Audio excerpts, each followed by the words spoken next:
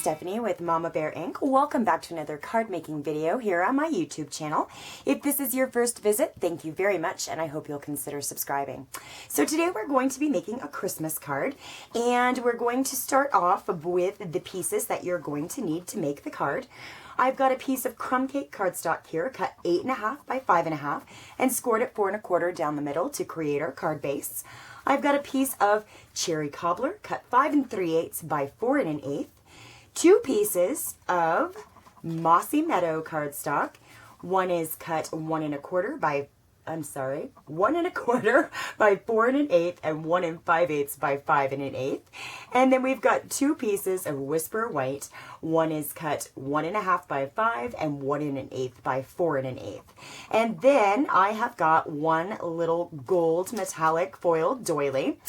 These come in a package, and you can purchase them in our annual catalog, and I will put a link to it on my blog posts so that you can go right to them. And the stamp sets that we're going to be using today, we are going to be using this bell image from Cozy Christmas, which is new in our 2015 holiday catalog. And then we're going to be using this Glad Tidings at Christmas stamps. And this is from Antique Tags, which is a hostess set. And you can purchase hostess sets when your order reaches $150 or more on my online store, or when you host a party and you earn Stampin' rewards. The other thing that we're going to be using today is the Gently Falling Textured Impressions embossing folder. And this is absolutely gorgeous. Wait until you see it. All right, so the first thing that we're going to do is to assemble our strips that we're going to be stamping on. And I find it's just easier to assemble them right up front. So we're going to be using some snail adhesive and putting our stamping area strips together here. And these are the same length. Well, no, not this one. Okay. We're going to center the Whisper White inside the Mossy Meadow on this one. And then these two are the same length, beg your pardon. So we'll be centering from top to bottom or side to side, however you're looking at it.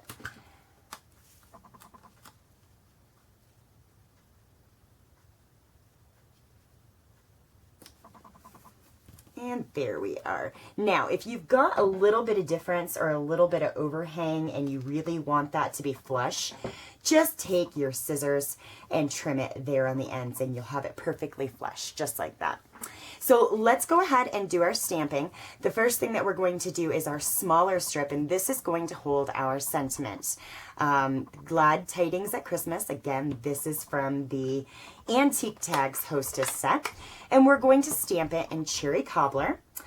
And choose an end that's going to go on the right-hand side of your card. And this is where we're going to stamp this as close to the end, centered and straight as we can. Just like that. And then that's all of the stamping for the smaller strip. Now, the larger strip stamping is a little more involved, and we're going to be using the bells image from Cozy Christmas. And we're also going to be using our Mossy Meadow Stampin' Right marker and a blender pen. Okay, we're going to stamp this 3 times down this strip of paper. And I put a mark on the back side of my stamp here because this little bow image, it's kind of hard to tell how you would stamp it, but this little bow part of it up here needs to go at the top. And so I just put a mark on the back of my stamp that shows the best way to stamp this image. So before we stamp, well, here we go. We're going to stamp the entire image in the cherry cobbler. All right, so we've got it good and cherry cobblered up. Then we're going to take our blender pen and carefully remove the cherry cobbler ink from the leaf areas on the stamp. And you can just kind of rub off the ink there to the side, because what we want to do is color in the leaves with our Mossy Meadow. And be careful because there's teeny little berries in there. Now, alternatively, you could just stamp this all in one color. That would make it infinitely easier. However, I think taking the time just to make this 2 colors and put green on the greenery really makes a difference in the finished image. So now we're going to take our Mossy Meadow Stampin' Right marker and go over those leaf areas. And if my head has gotten into the camera, I'm very sorry. This is kind of a small area, and it does take a little bit of time, but not horribly bad. All right. So I think we've got the leaves pretty much covered. And we're just going to, because some of this ink probably has dried by now, we're going to on it to moisten it up. And we're going to, I stamp my center images first, just so that I can make sure the rest of them go where I want them to go. And you see how that turns out. I just really, really think the 2 colors on the image make a big difference. So I'm going to go ahead and stamp another one here and another one here, and then we'll get back to making our card. So now we have all 3 of our little bell images stamped, and we have completed our stamped strip for the front of our card.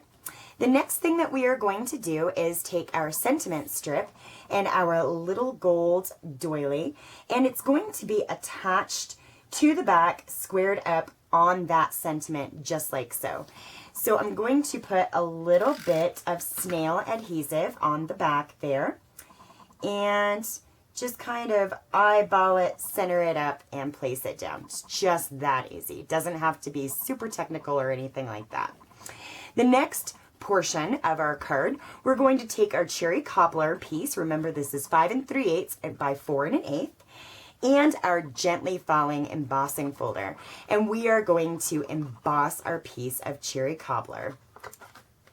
So we just place it inside our embossing folder like so.